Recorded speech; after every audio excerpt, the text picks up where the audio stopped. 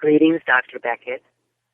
Welcome to the Quantum Leap podcast. Quantum Leap was an experimental time travel program, years away from being tested. Your name is Dr. Ben Song. You're a time traveler leaping from life to life, trying to put right what once went wrong. You still think Ben is nearing his last sleep? I'm getting nothing. He's gone. Ben! No! Ben, you've been missing for 3 years. You are listening to the Quantum Leap podcast. This is episode 148, Ben and Teller. You got a set, Wes? Is that what you want me to believe? You're gonna have to pay to find out. It's turtle time. Cash me out and put it on my tab. We just got started. Hey, at least now you got a shot at winning. How did you find him? We looked for 2 years. When the government lost all hope of getting Ben back and they shut us down a year ago, I snuck back in here and I turned on one single computer station. I just left it running. Like a SETI program that's searching for aliens, except I was scanning for a mild-mannered physicist. Like it was a 1 in a trillion chance, but I had to try. I can't believe you actually found him. He's out there. He's been out there for 3 years. So that's the other thing. For Ben, it hasn't been 3 years. It's been one single leap. It's almost as if like no time has passed at all. 3 years. Did they really say it's been 3 years? Feels like 3 years I've been waiting here. Yeah. Oh, sorry about that. 20, 40, 60, 80, 100. There you go. Have a great day. Yeah, whatever. Lorena, hello, Lorena. How does it feel to finally be a grandma? It's unexpected. It's hard to explain. Lorena, Rebecca, always far too much clucking in the hen house when you two are together. Oh, God. It's Sean. Sean? My little brother, Sean. What is he doing here? When's the last time you've seen him? Not since he stopped by on my birthday to borrow my car and disappear for 3 days. You watch. He's just here to ask me for some money.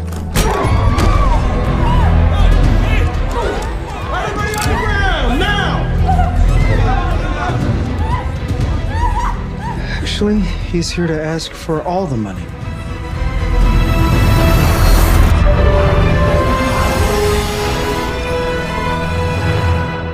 Welcome to the Quantum Leap podcast, everyone. I'm Christopher DeFilippis. And I'm Matt Dale. And we have arrived at Season 2, Episode 2 of the new Quantum Leap with a cheeky title, Ben and Teller. Matt, I remember last week you lamented that it wasn't about magicians. Not about magicians. And I'm not usually smug about this kind of thing, but I did call this one months ago because in the trailer that was released at the end of Season 1 for the Season 2 episodes, there was a clip of Ben in looking like maybe in the 80s with a woman, which we now know is from this episode.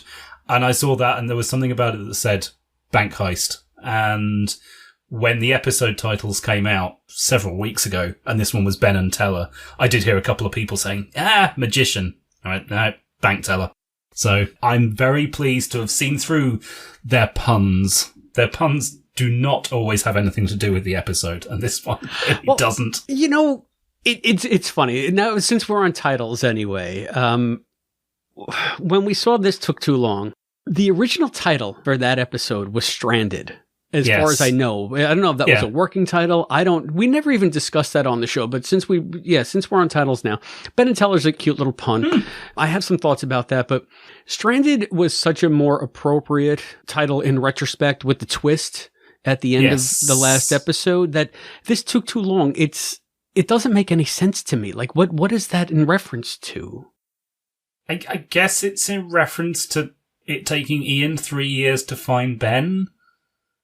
But it's not as snappy as Stranded, with Ben feeling stranded most of the way through the episode, but not really knowing just how stranded he really is.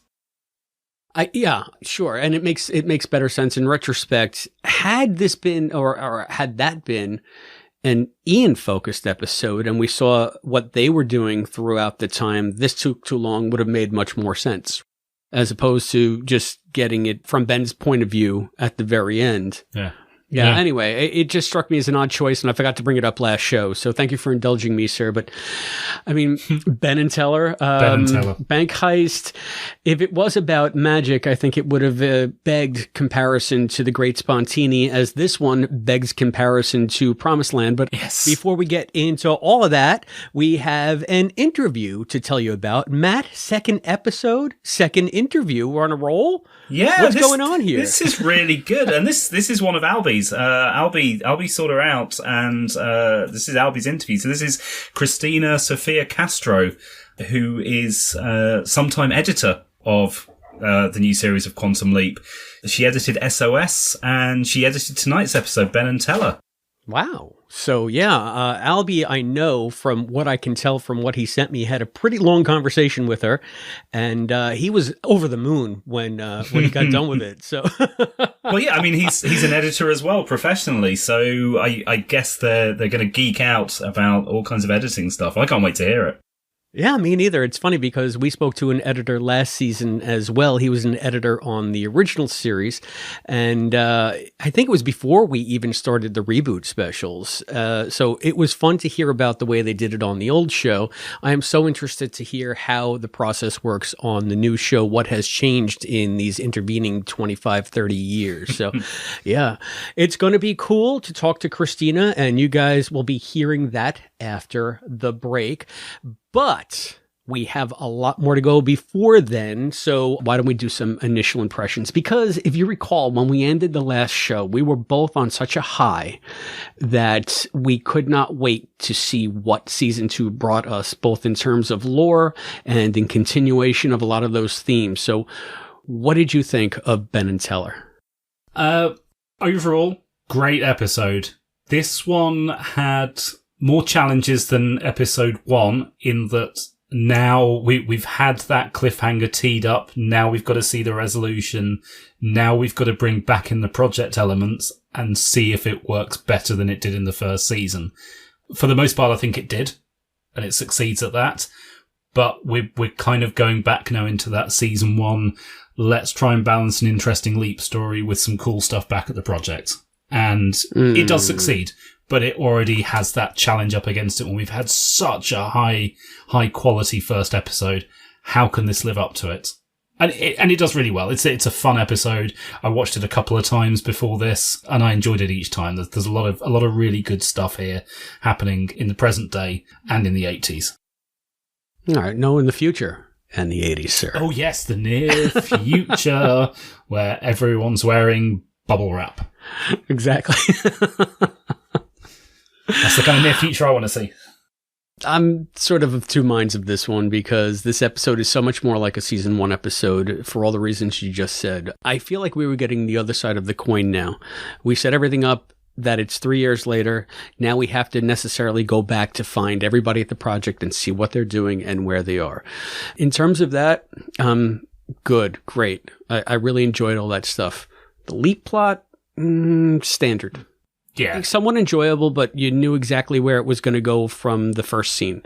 And I don't know if that's necessarily so that it wouldn't be distracting from all the stuff that was going on in the future or what. I really, but, I didn't dislike this episode, so I'm not going to come out and say, oh, it was bad. But my first impression was that, are we going to start backsliding to some of the problems that we had in season 1 with balancing the two stories? I don't know that we will, because again, we're talking about a special circumstance here. Just like the first episode had to do a lot of heavy lifting when it came to Ben, this one had to do so much when it came back to everybody back at the project that no matter, I think, what you had, I think the Leap story would have suffered in some degree. So... But that being said, still a very enjoyable episode. And the most enjoyable part of this episode to me was getting back to know where everybody is, what everybody's doing, like joining everybody in media res in 2026, and especially opening up with Jen at that poker game. We've spoken to Narissa, and I kind of feel funny saying this, but she is so pretty. Every time she comes on screen, I just have to stop. Yes. So if Narissa, if you're listening, I'm sorry, I'm not trying to objectify you, but it's just like, wow, it's just so arresting every time I see you. And it's like to open up with her at that poker game, that's so Jen. Like that was so cool. So right there, I was on board. I was like, yes, this is going to be great. And Ian walks in and they say, it's turtle time. Turtle time, yeah. Another lovely reference to the season 1 finale. Again, showing that kind of that continuity that I mentioned last week, which is great. Yeah. The poker game, I love the poker game. What it highlighted for me, though, is going back to this point about the balance between what's happening at the leap versus what's happening in the near future. This was an episode that should have been quite heavily in the near future, and I think they could have gone further because it felt like we got a really good introduction with Ian going and finding Jen, and then Magic's just kind of there, and then we see Addison doing her Addison thing, but basically what I wanted to see was Ian going around getting the gang back together, and like 15 minutes of that would have been fine. And as much as I did enjoy the leap, I think it could have been sacrificed, and we could have just said, you know what, we're going to have 15 minutes of leap footage this week, and that's it. And that is the point of this episode, is everyone coming back together.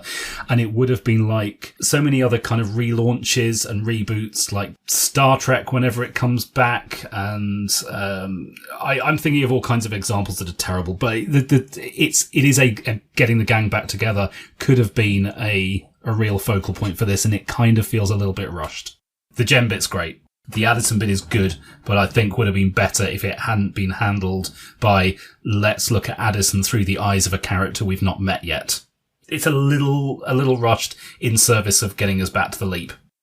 All right. Well, see, I guess maybe, and that would have been cool, but I kind of liked what we got anyway. We found out that the project has been shut down for a year. They searched for Ben for 2 years before that, and they could not find him. So they presumed that he was dead. They declared him dead, and everybody has seemingly moved on in this last year. So we don't know what Ian has been doing, but they apparently kept a light on at the project just in case, the 1 in a billion chance that they're able to find Ben somehow. He pings the radar. We have Jen at this poker game. So what is Jen doing, do you think? Is she hustling now? Do you think she's on like a poker tour, or does she find like underground games and is a gambler? Or this is what I mean. I wanted more of that. I wanted to find out more detail. Can I also just segue briefly, because you mentioned something I should have picked up on. If the writer's room is listening, thank you for being so consistent with the timeline in this episode and the tail end of the last one, because I know in the first season it was kind of, was it 2022? Was it 2023? And I sent myself in knots trying to figure out how to justify every reference to the timeline, and got almost all of them into a single canon, but it was difficult and it still didn't quite work. This whole thing of, it started in 2017, then 5 years later, now it's been a further 3 years, but 1 year ago, everything is tying up. Please don't lose that later on this season. Please don't throw a reference into a year that doesn't make sense, because you're doing so well right now. And this makes me happy.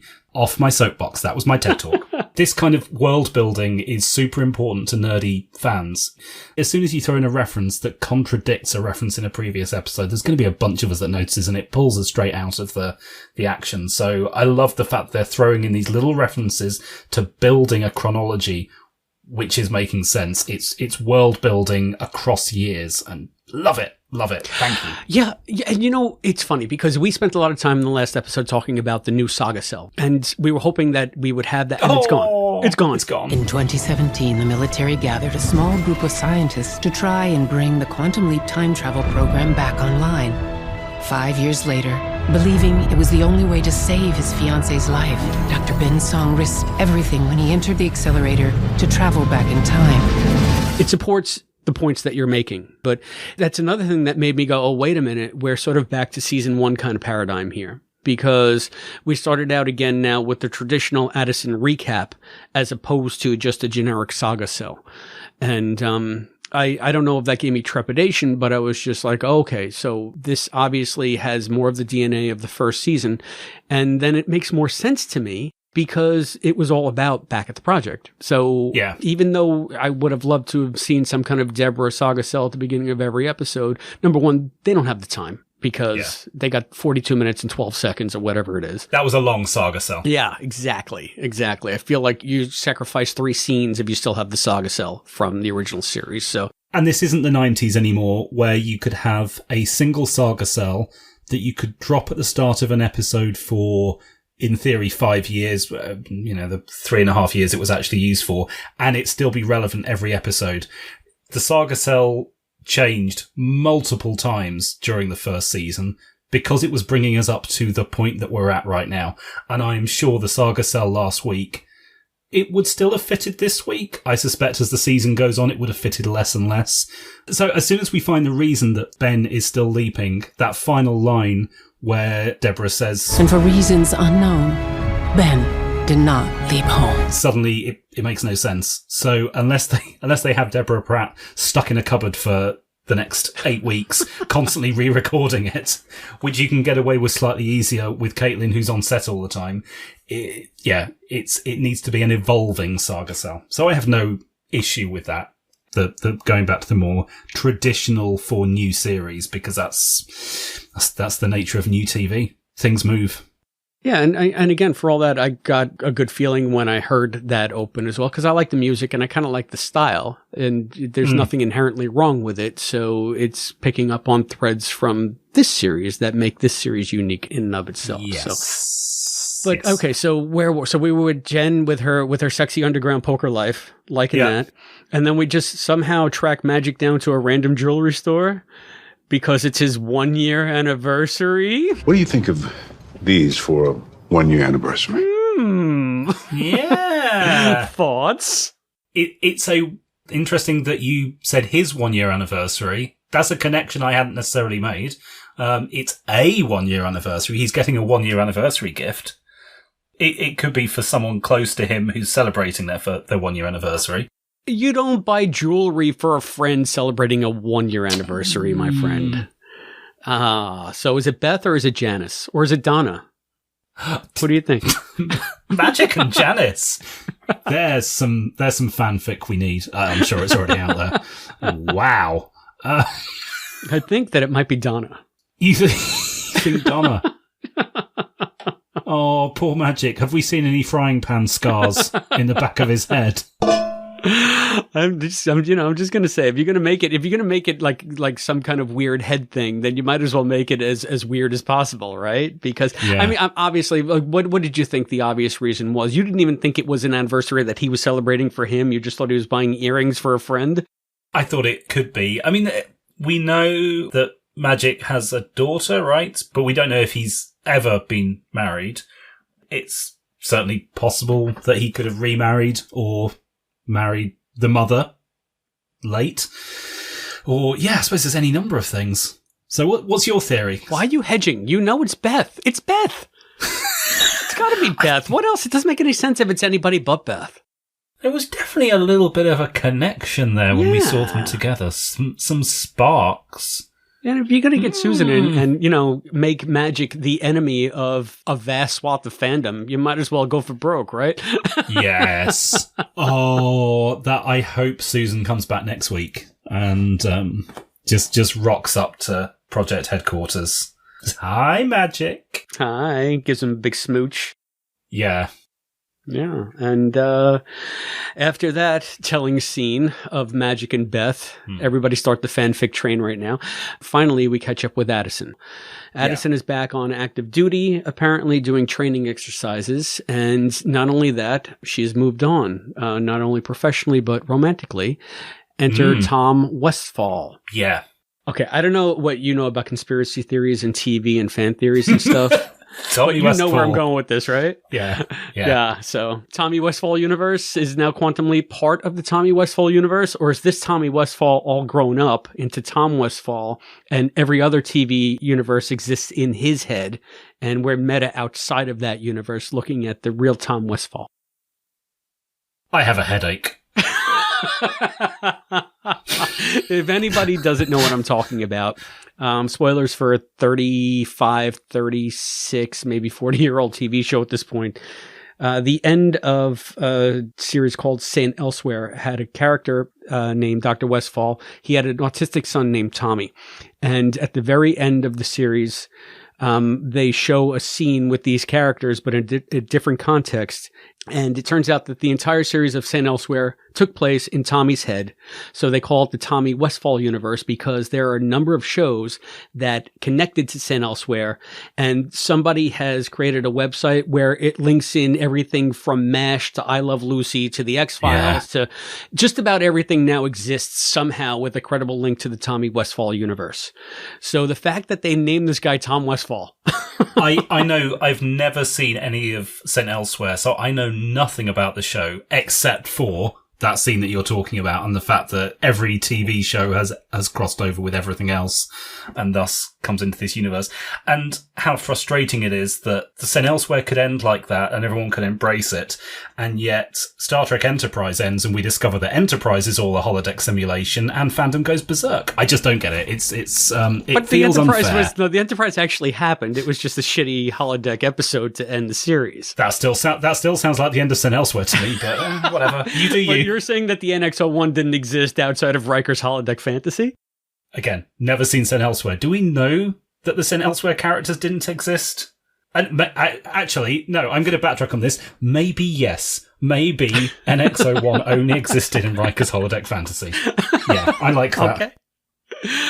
We have a whole new podcast that we're going to be doing soon, everybody. It's called Enterprise? ? Anyway. So we're in the Tommy Westfall universe or outside the Tommy Westfall universe, but the character of Tom Westfall, what did you think of that development? I thought you were going to ask me a different question then. I was a big fan of the Ben and Addison relationship last season. I know it divided fandom. I loved it. I thought it gave Caitlin and Ray some really good stuff to do, but it was limited and they were already struggling for material by the end of the season. They tied it up so nicely in Judgment Day. I'm glad, not for the characters because I'm so invested in them. I'm gutted and I cry, but I'm glad for the actors and the writers that they got some really cool stuff to do now. Dramatically, I think it's a great development. Ask me what I think of Tom Westfall as a character, which is what I thought you were going to ask. Oh, okay. But hey, Matt. Hey, Matt, yes? Since you're asking me to ask you, this is me asking you, what did you think of Tom Westfall as a character and not the kid on St. Elsewhere? I mean, given the fact that there are going to be people out there like me invested in the Ben and Addison relationship, if they're going to have her leave him for someone else, albeit with perfectly reasonable reasons, it's got to be a character that you immediately fall in love with. And, he didn't do much, did he, apart from phone the head of the FBI and be all like, hey, I can phone the head of the FBI. He's my friend. He owes me a favor. Who'd you text? Director of the FBI. Owed me a favor. He just... is this what he's going to be doing the rest of the season? Just being like, I'm handsome and cool and I've got a cool facial hair and everyone loves me and Jen loves him for some reason that we don't really know. Even though they haven't seen him since game night New Year's Eve, but still. Oh yeah, that's why Jen loved him, because he's bad at risk and she was able to hustle him. Not every soldier is good at risk, and that's okay. Love the development, not sold on the character. What about you, Chris? What did you think of the development and the character? I liked the development. I kind of saw it coming. But okay, I shouldn't say I saw it coming. What I should say is this. Once they revealed it, I wasn't shocked or surprised. It's kind of a logical happening, right? And it gave me, I'm of two minds. I like it because it's realistic. If the person you love, you think they're dead, They're lost in time. Regardless, you don't think you're ever going to see them again after 2 years of searching. And then apparently another year of getting to know this new person and falling in love. That's very organic. That's very natural. It's actually healthy because she's learning to move on. I loved where we found Addison in this because she's back where she belongs. She's back centered in her military role, doing the thing that she espoused to have loved in the last episode. So it's logical that she goes back to those roots and she finds the thing that centers her and gives her purpose and grounds her. And I thought that was terrific. And seeing her lead that assault and doing that training was great.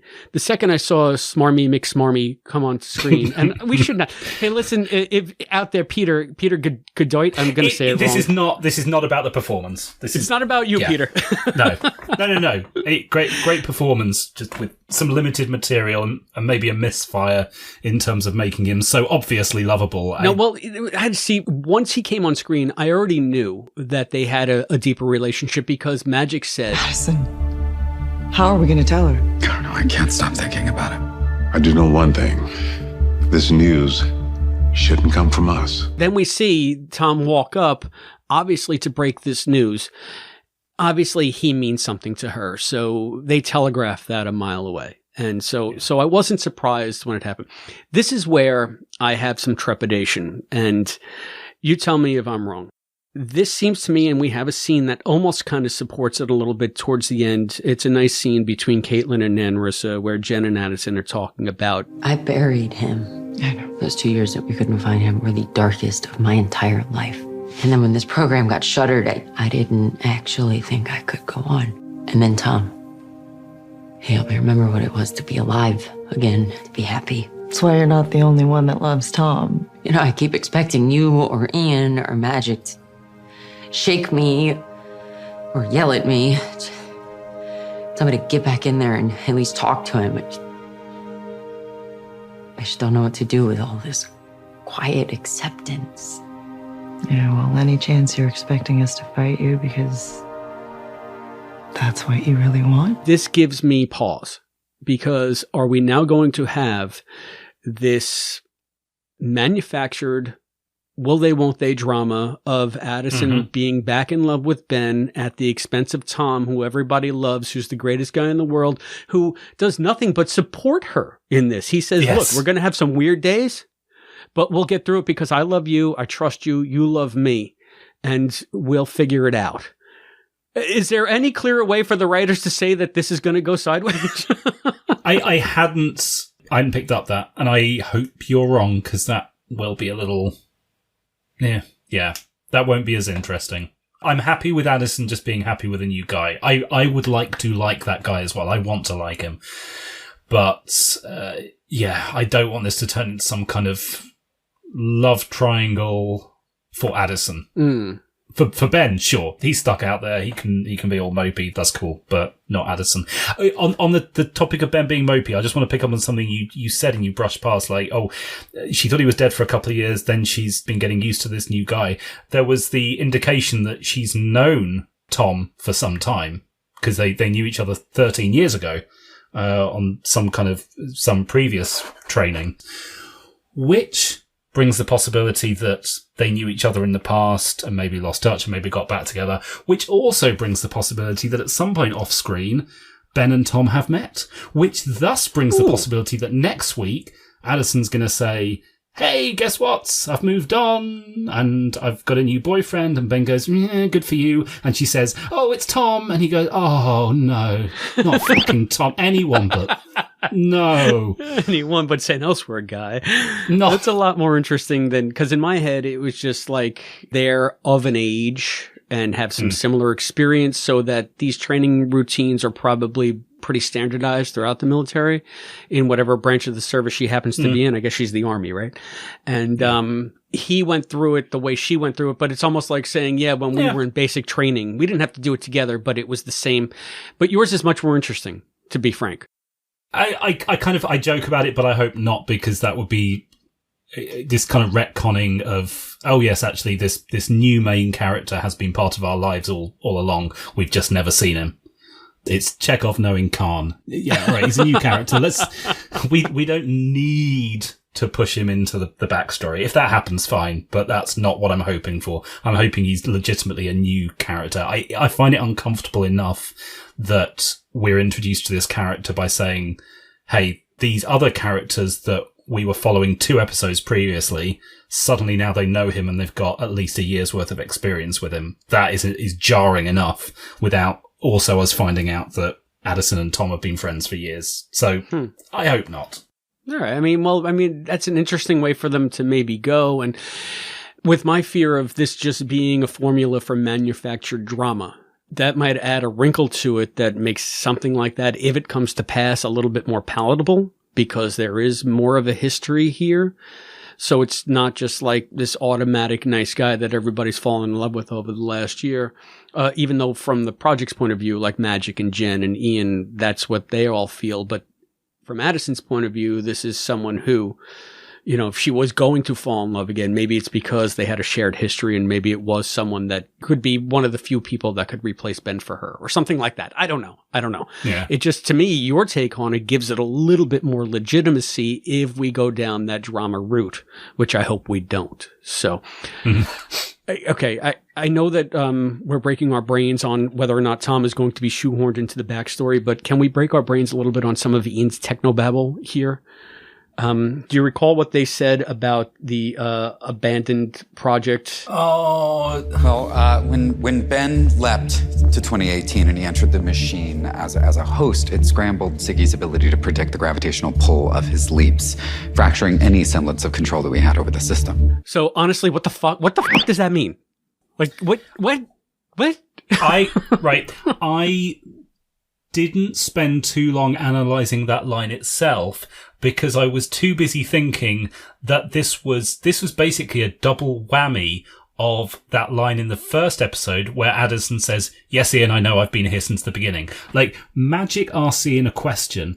Ian answers the wrong question. Magic says, yes, we all know that. Answer the actual question I'm asking. And then Ian gives the answer that, again, we all kind of know. So it's poor Mason having to deliver A, techno-babble, but B, also dumping exposition that we all know. And it isn't even what Magic's asking. But I know how we lost him. Tell me how you found him. But this is not exposition that we know, because from what Ian is saying, I mean, the implication there that they implied to me was, and this harkens back to some serious problems I have with the finale that I want to get into a little bit. Ian says that once Ben leapt as a host, Ziggy could not track the gravitational pull. Now, I know that we had the bullshit about the leaper slingshotting as if they were, going to warp speed or something around a sun to get to certain points in time, right? Go and rescue a whale. Yep. So apparently there's some gravity involved in time travel. I can buy that. Who knows what the hell would be involved in time travel? You got to get some momentum going to travel in time. So why not? That's fine. Right? That's fine. But specifically, they said when Ben leapt as a host, which means that Ben was leapt into himself, and then he and Martinez went into the accelerator again together, and were leaping through time when they had already leapt into Ben himself and Martinez into Magic. So Martinez is leaping as Magic, Ben is leaping as Ben into other hosts. And then Martinez gets killed, and then Ben resets the timeline and he comes back. But so is Magic dead in one time? The leaping is just so broken in the season finale. Everything is broken in that season finale because of just the stupid mystery box format that they had. None of it makes any sense. It's very clear Ben should have got spat out in the New Jersey Turnpike. That's that's clearly what they're hinting at. I never thought that we would get a Being John Malkovich reference on this show. Brilliant, sir. I've been thinking that. I'm surprised it didn't come up when we were recording 118, because that's what I've been thinking all along. Oh, it's just so. But I'm guessing that they're maybe just doubling down on that, saying, so Ben had already leapt into himself and then was leaping again. And because he was leaping as both a leaper and a host, then Ziggy lost track of him. And that's why we lost him. And that's why we were searching for 2 years. But then we find that the shift has been instantaneous for Ben. So where do those 3 years, what are we accounting for in that time span? Is this Ziggy somehow repairing the timelines so that Ben can actually exist in some kind of coherent reality. And it took her 3 years to figure out how to thread that needle. Like what?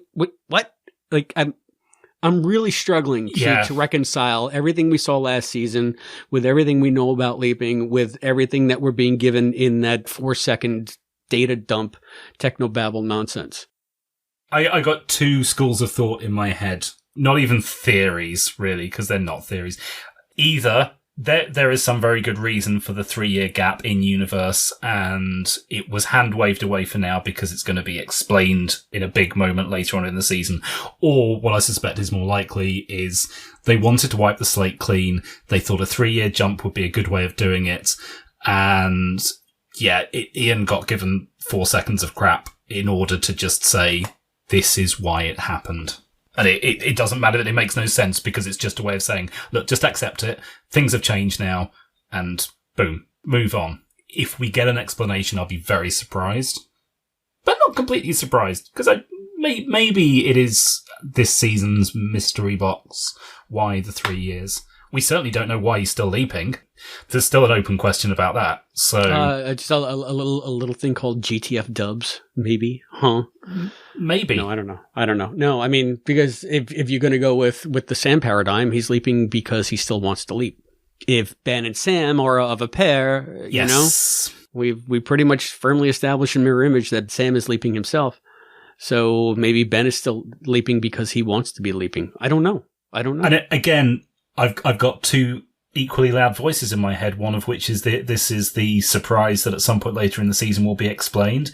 The other of which is, in the first season, Ben had set this slingshot thing up, but once that was done, he was then in the accelerator, and now he's leaping through time, and now it's all just driven by an unknown force to change history for the better. And that's it. His only guide on this journey is banging some other dude, so he's screwed in that respect. Oh wait, I hope that's how next week's Saga Cell opens. Deborah, get on that. Oh, you can just hear Deborah saying that with complete sincerity. His only guide on this journey is banging some other dude. So good luck with that. Oh my goodness! So we keep it highbrow here at the Quantum Leap Podcast, everyone. Heck yeah! So, but it's funny that you say that they are trying to clean the slate. I get that, and I buy that. But why can't it be both? I don't see those as having to be mutually exclusive. Now, if it's something that they're going to put in as, something that just bogs down the story as we move forward, then I don't need the explanation. Let's just gloss over it like you think they're doing and move on. And that's fine too, but as the time travel nerd, as the quantum leap nerd, I would really like to delve into this stuff a little bit more on camera because we got so precious little of it in the Legacy series. And I feel like we got too much of it in a bad way in the first season of the Revival series. I'd really like to see them find a balance that scratches both itches for me. And I don't know, that sounds like a disgusting metaphor, but I'm sticking by it. Yeah, I don't know. I feel from what happened in the first season that the producers of this show are interested in telling good dramatic stories and are not interested as much in the time travel nerdery that you and I love, which is fine because it's just the nature of the stories they're telling. If that's the case, and if I'm right in that, I'd rather they didn't try and fail. I'd rather they just said, it's fine. This thing's working. Let's not delve into it. Let's do exactly what they did in the original series. Don and Deborah never really dove into the time travel stuff, and I don't think either of them are particularly time travel nerdy. So if they had have tried to dive into it, would it have been a big old failure? So I'm happy with them playing to their strengths, effectively. Okay, all right, fair enough. And I think it was even Don that admonished the fans, just don't look too closely. It's fine. Yeah. It's all right. So yeah, I don't know. I guess, maybe it's be careful what you wish for. Maybe you're right on that score.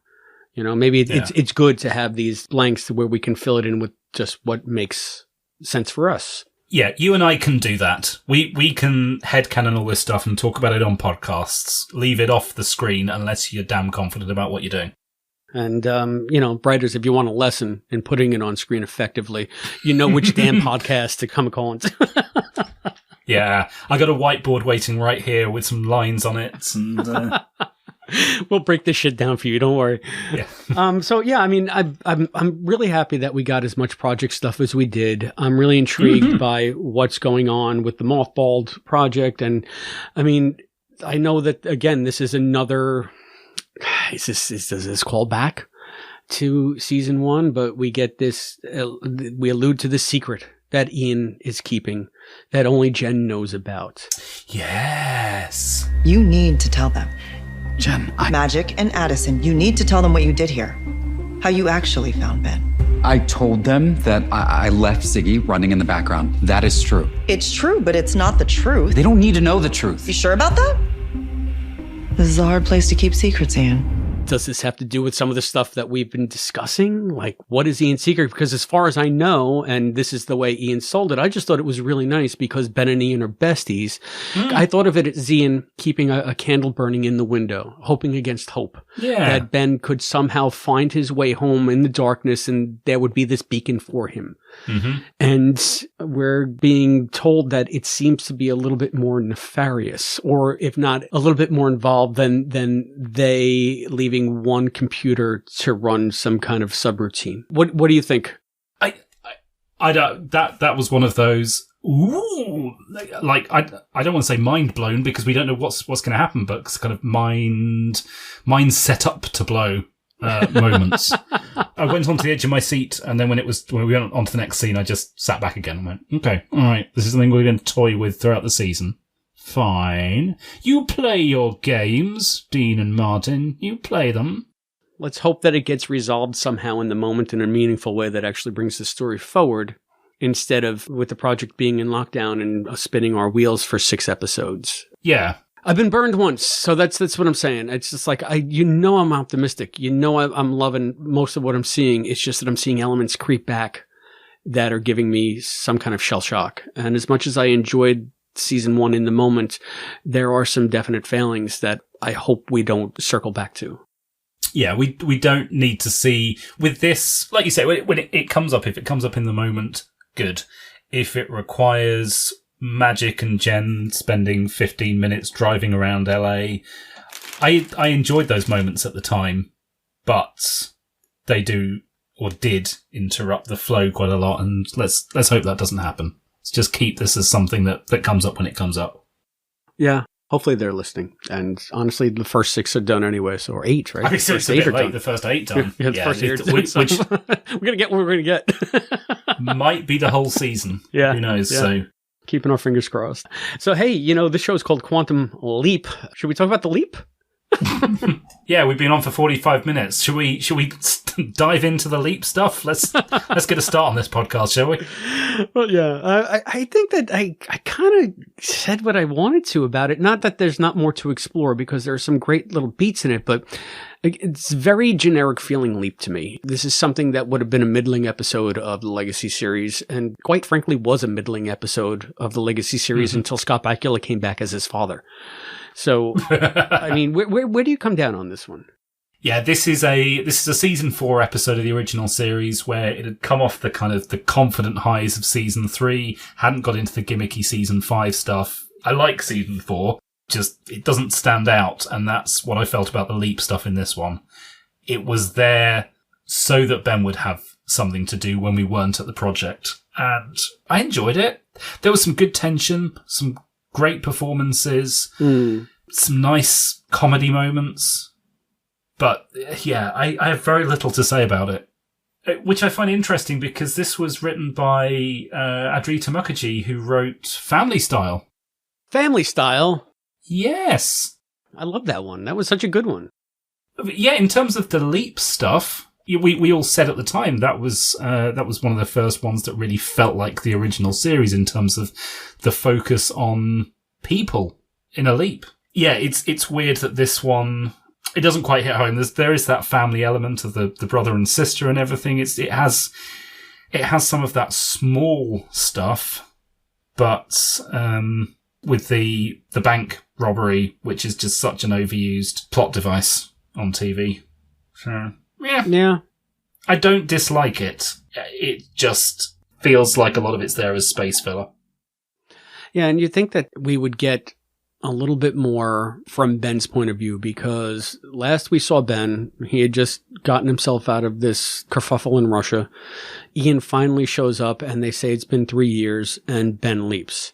And then Ben is left in this episode wondering what the hell happened. And then all of that reaction gets sidetracked into this very generic bank heist plot.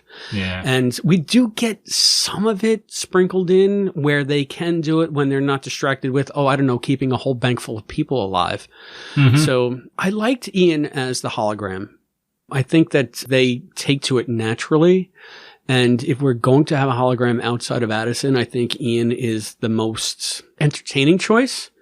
Yeah. Maybe because their personality reminds me a little bit of Dean's personality in the sense of that they can be snarky, they can be funny, they can make light in what seems to be an inappropriate time to make light in a situation, but still somehow get away with it, like Dean used to. So it's just like, I enjoyed that aspect of it. I just wish that they had had more time to actually talk to Ben about what all is going on and why 3 years have passed, or what do you think? But we got too caught up in the plot, which obviously you need to have the leap and you need to have Ben do something to save the people. And okay, I get it, but I don't know. I don't know if there's a balance there either, to be quite frank with you. I don't know how they would have done it and still been able to call the show Quantum Leap, in the sense of, what do? Do you have Ben just like waiting in a cabin like Obsessions, and his whole thing is to mail a letter or something? And that's your leap? Well, that's not very exciting. I don't know. I would have had no issue with that. Just really lean into the fact that we're reintroducing the characters, introducing new characters, doing the same thing with the plot, reintroducing that, but also pivoting. The first episode was all about the leap. The second episode, much more project focused. I could have coped with a very simple leap and just focused. I think as a TV audience, we can accept a quantum leap that's not Quantum Leap. I don't know. One of the most popular episodes of the reboot of Doctor Who was an episode that doesn't have Doctor Who in it. And nobody questions that. It was seen as a bit brave at the time, but it was what it was. Are we talking about Blink? Yes. Everyone loves Blink. Because it's the greatest episode of Doctor Who ever written. Right. And, of the new series, maybe. And David Tennant's in it for, 5 minutes. So, yeah, I would have no issue with... You caught my loaded statement there, did you? Yeah. I was just fishing for a reaction. Yeah. It is a fantastic episode, though, and this could have been this season's Blink. Would have had no issue with a Ray Light episode. Well, yeah, who knows if they're brave enough to do that. I think that when you have the pressures of being a network drama and you're selling a specific product, you don't veer from the thing that makes that product. And because they're not interested in selling you characters that you love, the Suits are interested in selling diapers and sports cars and reverse mortgages and whoever else is going to sponsor the show. So you want to make sure that you have a consistent through line where if you come in and you're like, yo, look at that funny guy in a dress doing his leap thing, then, but if it's going to be just a bunch of people talking about what might be going on, or I could see them being risk averse. Yeah.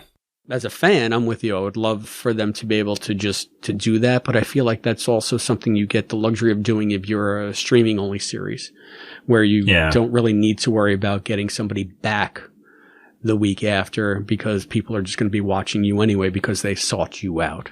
So I don't know. Yeah. I don't know where there should be a sweet spot in there somewhere, right? Yeah. I wonder if we can find it. I wonder. But there were still some great character turns in this, though. And I did like the guest cast. I liked the brother-sister thing was, even though it was somewhat cliche, Janet Montgomery, who plays Rebecca, and Graham Patrick Morton, who played Sean, I think they did a really good job. Yeah, she's very good. Yeah, she was very good. As is Martin. And the guys who played the bank robbers were good, too. That was Andy Bean and Billy Lush. Andy Bean, Billy Lush. Yeah, so they did an effective job with what they were given, and I really enjoyed it. But The character stuff that they did give Ben in this one, I think, was still almost as good as last week's, especially when Addison comes back and they have their meeting. And Addison even tells Tom. Have you thought about how you're going to tell him about us? That's the thing. He's going to take one look at me and he'll know. Yeah. He's trying to talk to her and it dawns on him, and you can just, oh my God, Raymond, you're brilliant. You can see the moment that his heart breaks. What's wrong?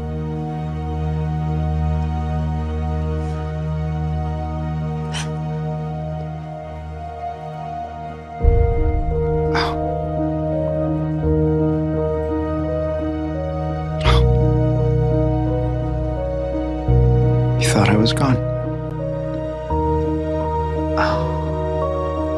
You thought I was gone. It's that twist that his mouth does. It's perfect. It was so good. And it was just like, and that's why it's like, I don't want to be invested in this because don't turn this into that. Like, I don't want this to be the drama about Ben's unrequited pining for Addison. Yeah. But at the same time, this is where the character is. So you have to address it. And Raymond did such a good job. Such a good job. Yeah. Wow. So if one thing that I can pull from the Leap end of this, it was that turn. And once again, we get the Leap out and that's that. Yeah. And so where are we going to find Ben next week? It's just, yeah. Like you hooked me again, Ray. You hooked me again. So yeah. Well, I don't know that, have we missed any aspects of this? We got so far into the Techno-babble. I just hope we didn't give like the Leap stuff, short shrift. I want to make sure that we've covered all bases. Is there anything that you can think of that we haven't brought up that bears discussion? Just that it was cool seeing Jen do some dark webbing. Turn around. Excuse me? If you don't see me dark webbing through the bank security files, and you won't have to go to jail if I get caught. I don't know if dark webbing is a word, but it should be. It's fine. I'm happy for it to be dark webbing. I'm not entirely convinced that a bank vault code from 1986 would have leaked in a hack in 1992. And then still be kicking around. But whatever, it doesn't matter because it's a cool scene. It's such a cool scene. It's on par with, abandoned extension ex machina. Oh, we have an empty storefront next door that just happens to be only, one layer of sheetrock away. So yes. It was no more silly than any of the other plot conveniences in the Leap end of things. I mean, it got a good line with the menopause. Yeah. Do you know the code or not? I do. It's just, the keypad gets very slippery when you have menopause. Yeah, lots of silly bits of this, but Jen doing some hacking. Good for Jen. Yeah, Jen dark webbing it up. All right, well, if you don't have any other things to bring up besides Jen's hacking, why don't we do some final thoughts? Yeah, I think it speaks volumes that it took us 45 minutes into the recording before we started talking about the Leap. Even though this episode is not split 75% project, 25% Leap, we just had a lot more to talk about at the project, and that was where my heart lay for this one, which is a shame because the actors are really good. The writing was even good. It's just the bank heist thing is just so been there, done that. And it's a really fun episode, and the Leap parts I really enjoyed. I was really interested in seeing what was going on at the project. It makes me more interested to see what's going to happen next week in terms of how will they now balance this out? Are they going to shake this out in a way that they didn't really fully manage to do in the first season?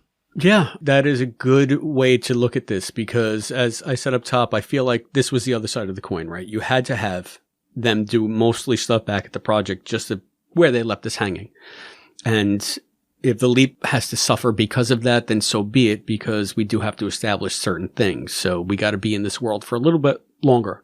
But do we go forward in a more balanced way, or are we slipping back? Are we backsliding? into some of the plot conveniences that were a detriment to the first season of the show.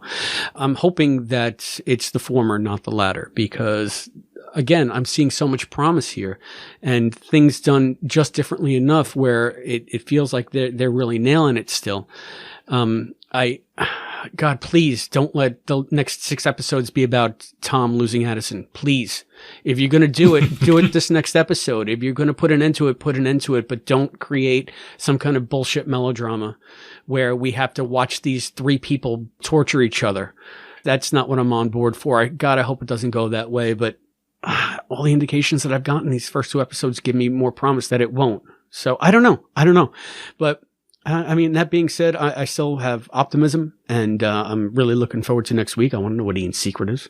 So they got me with that. And it seems like Addison's back in the chamber. She's saddling up. I mean, she's saying it's for the good of the team. It's for the good of the project. It's just for the greater good. So this is what we do. We are military personnel. This is how we comport ourselves, and this is where I'm needed now. So I wonder what the dynamic between the 2 of them are going to be going forward. That's really what I'm most interested in the next episode. If Addison does become the hologram again, where do we take this? How do they beat Ben and Addison in this new way? Yeah. That's where my head's at. So, all right. Lots to look forward to. Yeah. So I think that puts an end to this discussion of, what's the name of this one again? Ben and Teller. Ben and Teller. Yes. Thank you for reminding me. But don't go anywhere, because after the break, we will bring you our interview with Christina Sophia Castro. Stay tuned. The QLP is brought to you by listeners like you. Please go to patreon.com/quantumleappodcast and give as much as you can. For as little as $1 a month, you can be a contributor to the Quantum Leap podcast. It goes to covering our server cost and helps keep the podcast going. Thank you. I'm Jethro. And I'm Matt. And we're the co-hosts of the Drunkard's Walk podcast. Do you know what the St. Pancras Railway Station, Hydrox Cookies, and the Ragamuffin Cat all have in common? They're all pages on Wikipedia. And on Drunkard's Walk, we go from one random Wikipedia page to another only through the internal links of Wikipedia. That's right, and we get those destination pages from guests that come on the show that we talk to and find out why they give us those pages.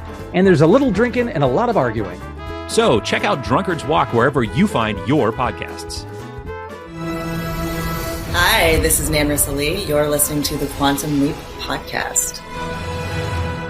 So, Matt, if we robbed the bank, would you be like the heavy and I would be the nice robber, or would it be the other way around? Who do you think is more suited to be like the mean-eyed badass that breaks the bank manager's hand, as opposed to the other one that says, it's going to be okay, let's let the pregnant ladies out?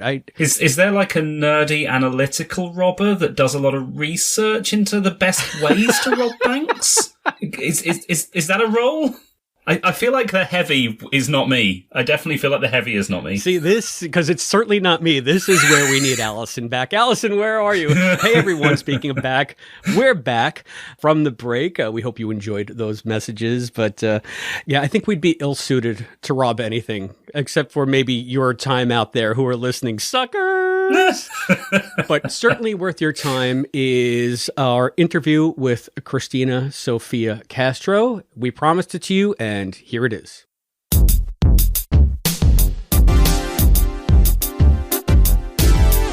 Welcome back to the Quantum Leap podcast. I'm Albie, and I am so excited to have with us this week Christina Castro. She is an editor for Quantum Leap.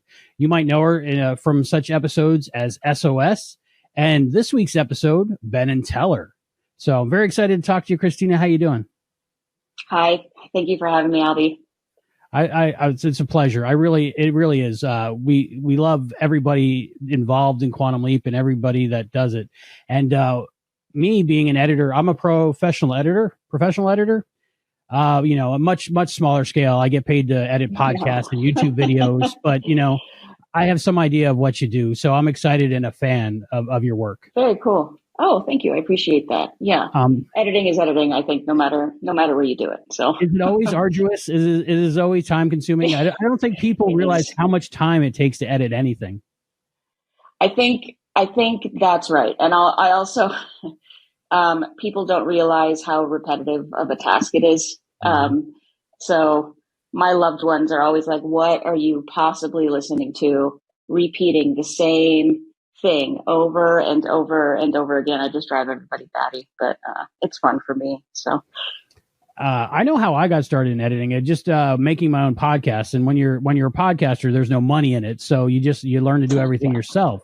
So pretty much I earned my 10,000 hours before I started getting paid for it, working on my own stuff. How did you get started in like post-production and editing specifically? Yeah, I took the expensive way. I went to film school. So right out of high school, I went to film school. I did an accelerated program, got my bachelor's in 3 years, and then immediately started struggling like everybody else, and just, took whatever work I could get until I could eventually move down to LA. I'm from Ventura County, so I was up there. And yeah, through some wild twist of fate, I ended up here. So I'm very grateful for that. Yeah. That's awesome. I was checking out your website and your IMDb, and I was noticing I had seen a lot of things you've edited, because I'm one of those cool. Film nerds that can't wait for the movie to be over when I have a Blu-ray or DVD, and I just want to get to the special features and stuff. Yeah. Yeah, and I recognized a lot of the things you edited. What's it like cool. doing that kind of work? That actually was very cool. I did that. That was kind of how I met my contacts into being able to switch from that type of work to scripted television. So yeah, it was actually really cool, as, obviously a film fan myself, to be able to watch all of the behind the scenes. What I did was behind the scenes, EPK, DVD special features, marketing material, creative content is what we call it. And it was just a really great gateway to watch how professional filmmaking is done, and, to learn like how stories are made, because during that time we were really fortunate. And I say, like, it doesn't exist anymore. It still exists. Those people are still there doing great work.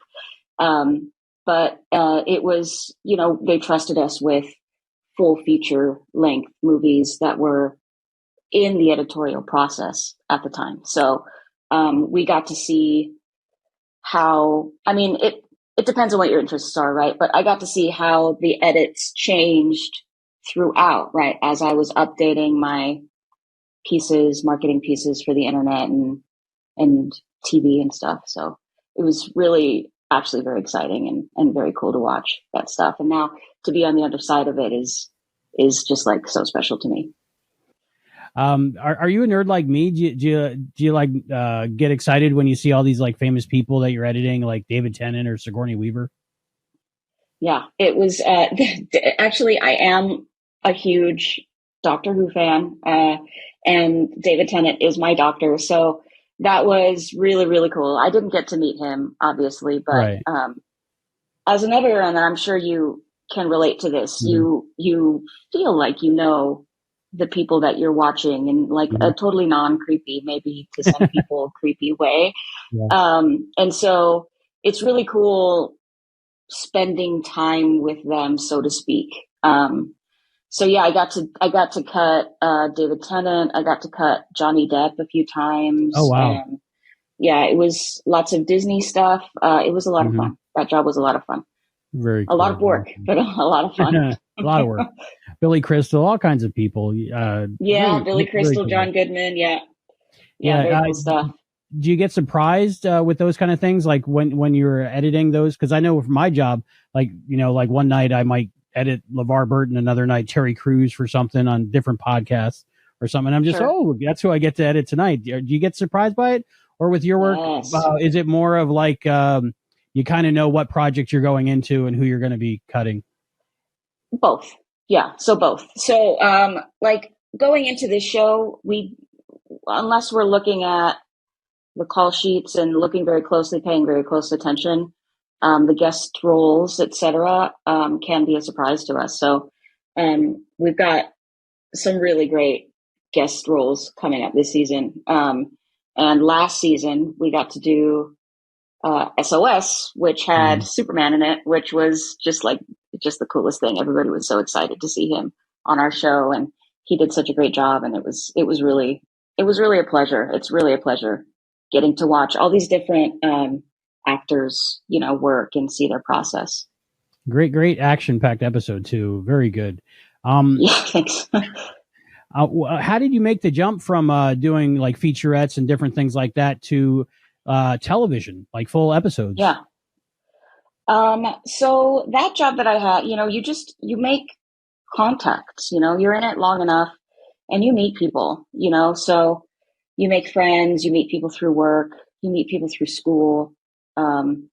And I just started telling people what I wanted to do. I wasn't necessarily unhappy with what I was doing. But I felt like I had a dream, right? Or goals to at least try to attain, right? And achieve. So I just started telling people, and I eventually parted ways with that company, got into reality television for a little while where I was editing that. And I got to sort of bypass the assistant editor role in that world.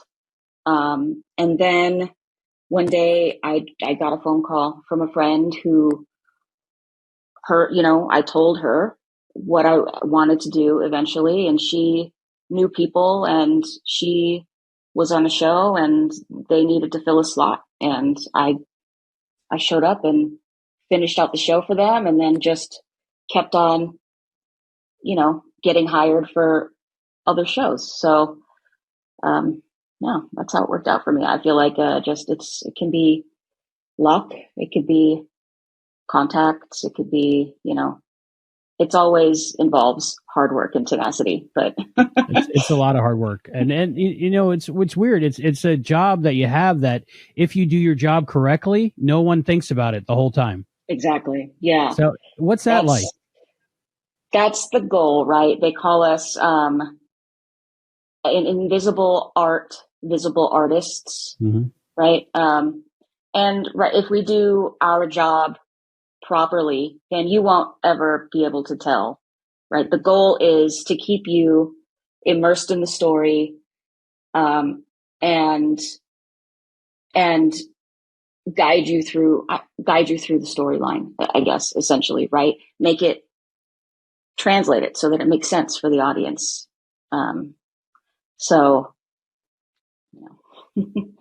Our listeners, they might not know like the different positions in the editing department. When we see the credits roll by at the end, or you get a credit up front at the beginning, which is awesome. But like there's assistant editors, there's, special effects editors, there's all these different editors. Right. Do you all work together and who does what? Who's responsible for what? Yeah. So I'm, what is known as a picture editor. And then, yeah, you're right. We also have music editors, sound editors, just dialogue editors, all this, the ADR, everything. Right. And we do work together. So, the role of a picture editor is we receive the footage, while they're filming. So the day after day one really is when we start for real. And we just start getting whatever footage from the scene that they shot the previous day.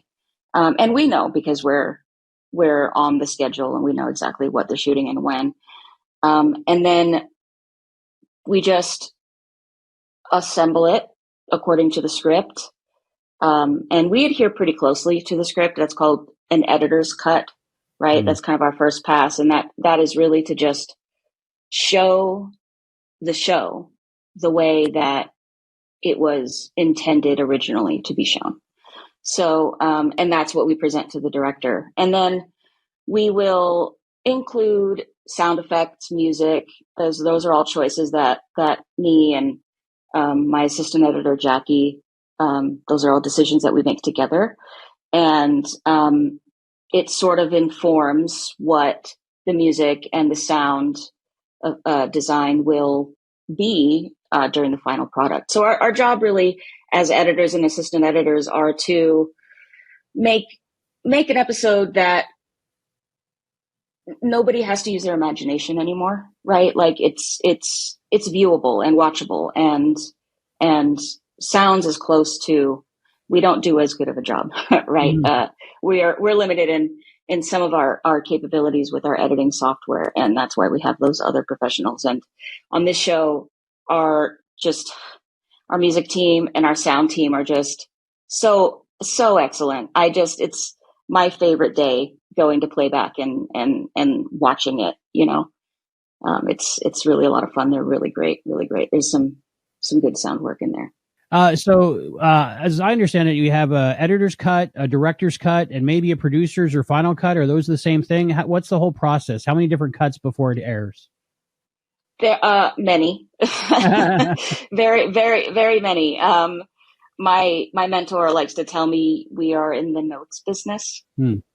So we'll do an editor's cut, which will last the duration of the shoot, which on our show is typically about 8 days, give or take, plus a few days, give or take. And then that goes to the director. They're given their allotment of days, 4 days or so. That goes to the producers. They take as much time as they need, really, schedule permitting. And then it'll go to the studio network. And then it goes out just dozens of times before anything airs on TV. Yeah. And then everybody, sort of gives their ideas and collaborates on how to make it better. Oh, good. A lot of notes. Yeah. I get a lot of notes as well. So I know what you're talking about. It's so nice when you don't get that many though, right?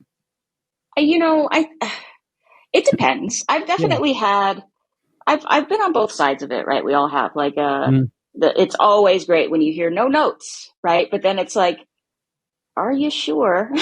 Maybe somebody else wants to contribute something to this. And so, yeah, there will be, it really depends on what state the script is in, and just any issues that they might have had during production. Sometimes things don't go as planned and you sort of have to adapt and work around it. So sometimes, there's no time and we get 1 or 2 takes, and those are the choices that we have to choose from. Yeah. Speaking with Dean, he was saying that some episodes come in long on the first cut, and they got to cut 9-10 minutes out. I think I've heard in some cases. When you're putting the show together and you're following the script, I think is what you said pretty much. Are you like in the back of your head? Are you thinking you got to get under a certain amount, or are you just trying to get as good as a story as possible to start with, to give the director and producer room to cut what they think they should cut? Yeah, that's a really good question. Both. So yeah, like I said, we try to adhere to the script as best as possible. Our jobs as editors are to present the script, and directors will make choices that we have either spoken about before, they're in the script, or just by watching the footage are very obvious that they'll want in there. So yeah, our editor's cut are typically, for episode 2, it was quite a bit over. It was about 11 minutes over time. And not something I'm very proud to admit, but it is what it is. And yeah, together we took the time out, and I think it plays really well. I think we were able to keep the tension, and actually it plays a lot better, with more pace to it. Is like the footage that you use and stuff like preserved? So maybe one day if they were to do like say director's cut or editor's cut releases, the material's still there. Yeah. Yes, it is. So we finalize the final cut. But that footage, especially nowadays, everything's digital. So we back everything up on hard drives, LTO tape, and if at any point we need to restore it, we can. And we archive all of our old versions, and we archive all of our Avid projects and stuff. So all it would really take would be a post crew to come in and plug in the hard drive, turn over the director's cut sequence, and send it to online. I mean, it's work, right? They'd have to color it again, mix it and color it and all that stuff, right? They can't just take the original, and sometimes if it's close enough to the original, you can sort of get away with slotting in what's new. I digress. So yeah, it does exist. And I've heard some good things have been cut for time. Oh, so. Yeah. It's always a challenge. It is really just like, you don't want to leave anything on the floor, as they say. And just sort of, you see something good and you laugh at it or you're touched by it. You want everybody else to experience it too. So it is hard letting go of some stuff. And it's probably one of the biggest challenges, I would say, is letting go of it and just trying to make the most like succinct, story that you can. Cool. I want to nerd out a little bit. I want to ask you some technical questions that I'm just curious about. Gosh. We've seen some behind the scenes footage or, pics on Instagram and stuff. What kind of files are you working with? Are you editing in 4K or are you just, you editing like, what proxy files? Yeah, we're editing proxy files. So when they film the show, they DI will upload it or send a hard drive. It used to be to the lab, such as Technicolor or somebody, and they will apply the LUTs and sync it with the audio and upload it to a server where it just sort of magically appears on my computer. It doesn't really. It involves a lot of behind the scenes technical work by Jackie, but it just appears. And Avid works on MXF file format, so it is technically a proxy file, and so we're running it like the DNX 36. So are you working mostly at home? Yeah, we do have offices at Universal. And we do still have the flexibility to work from home. So I did pretty much all of season 2, what we've done so far from in here. And then I live very nearby Universal, so I can sort of, pop in as needed or as wanted, right? It's our post-production department is unique in that we are located on the not on the stage, but on the lot where they shoot the show. So we're very close proximity. Usually they shoot in somewhere else, Canada or Chicago or somewhere, and post-production is here. But this show, they shoot on the lot for the most part and locally. And then, we get to visit set and stuff, which is wow, so fun. Yeah, it's super cool to get to watch them do that stuff. Everyone I've spoken to from Quantum Leap, they seem to be very kind and supportive of each other. Do you get that feeling working with this team? Yes, it really is.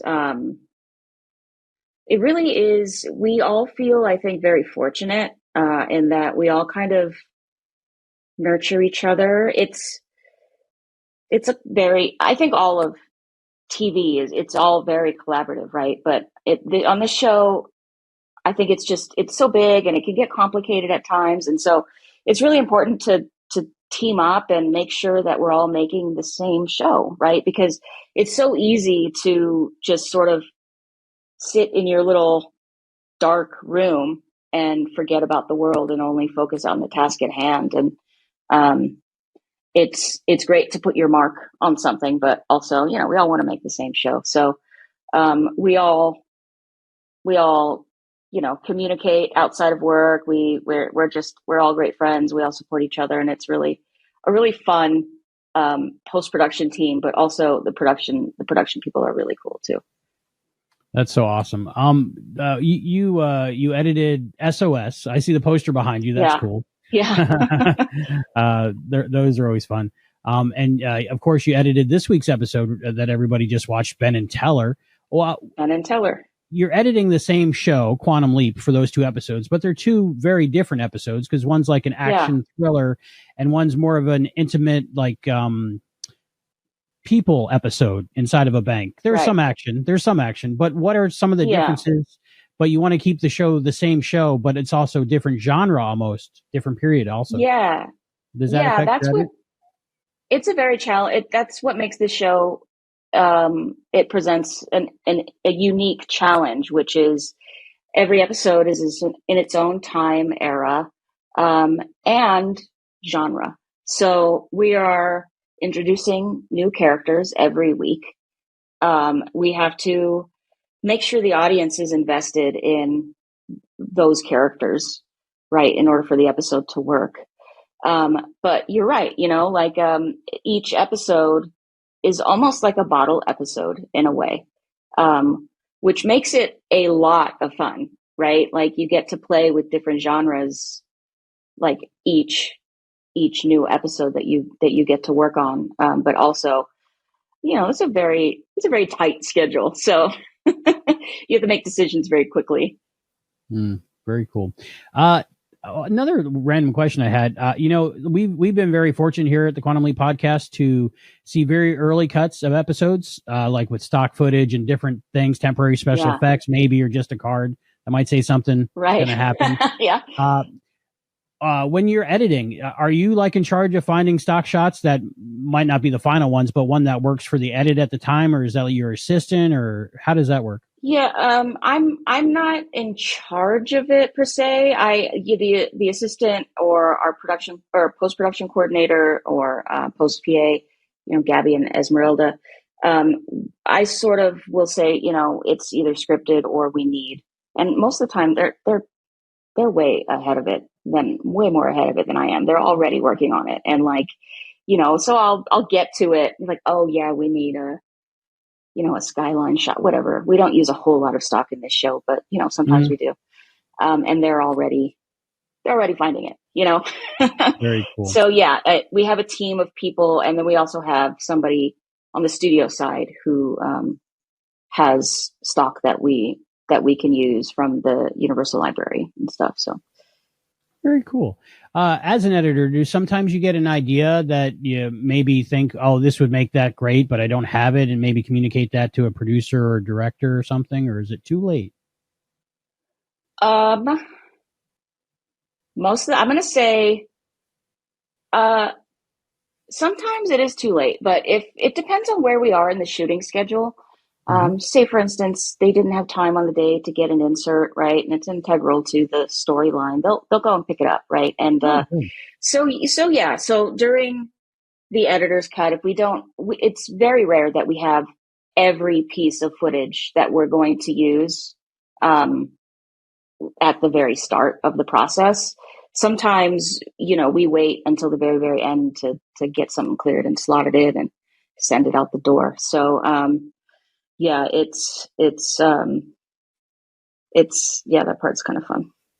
How many versions did you go through? Like when you're naming your final, is it like final version 2, final, really final? Yeah. How does that work? No. There's a naming structure that we adhere to. Every show has kind of its own unique naming structure, but it's pretty much like if we're in the editor's cut, this is editor's cut, work in progress. And, then it goes out, that's the editor's cut, and then the director's cut, and then we'll do director's cut 1, 2, 3, whatever, however many versions they do, etc. So, internally, yeah, we name it, but there's, for each episode from the very start, I mean, I've got probably, 10, 20 sequences, and you're always duplicating because anytime you want to try something new, it's, at least for me, I'm pretty non-committal until I have to be. So, you make different versions and you test them out and see which ones work. You ask your assistant, hey, can you watch this? Or one of the other editors. And, that's sort of how we work together. Oh, that's cool. Other editors, and you get another pair of eyes on it. Cause sometimes you get too close to it, right? All the time, I would say. Yeah, it's very easy to sort of dig into it and just you're this close to it. But we bounce it off each other. And another way that we work together is the leap scenes.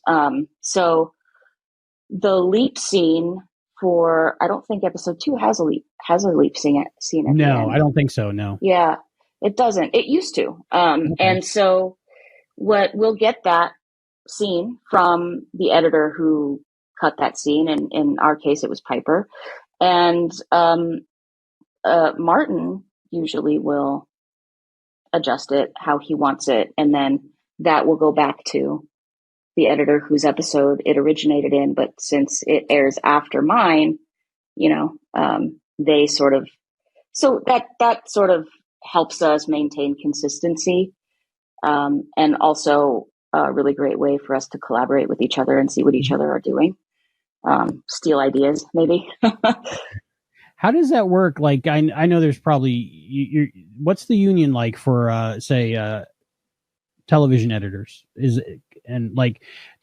there things to where, like, yes, you worked on a part of an episode, but you're not credited for it, but do you still get paid for it? Like little things like that, leap ins, leap outs that might not be from that episode, little parts. Yeah, I think that there's a rule. And in order for you, I think you have to, don't quote me on this, but I think you have to do like a certain percentage, 50% of an episode in order to be credited. And then there's a process involving paperwork where you have to ask the original editor, hey, is it okay if we share credit? They always say yes, because, we're all cool, but yeah, that's the process on that. And with talking about unions and strikes and stuff, how did that affect your livelihood? Like, if they're not filming, right, and writing, you don't have as much to edit, right? How does that work? That's true. I was fortunate in that I was on through episode 8, which is going to be our mid-season finale. So I got to stay on through, mid-July, basically. So the writers went on strike. We went on production went on hiatus, which was a pre-planned hiatus. And then by the time that was supposed to end, they were on strike. We were able to finish our episodes. We were far enough along in the process where it didn't really hinder. And then, yeah, I've just been hanging out during the summer, both anxious and not so anxious to get back into it, but yes, it definitely has affected all of us, really. And everybody on the show we're starting to get the ball rolling again, getting ready to come back for part 2 of season 2.